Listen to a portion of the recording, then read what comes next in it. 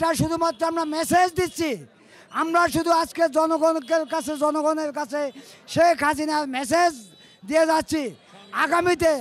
আগামীতে যে সংগ্রাম হবে, যে মিছিল হবে, যে সমাবেশ হবে, সেটা বৃহত্তর রাখা হবে এবং আপনারা প্রস্তুত আছেন।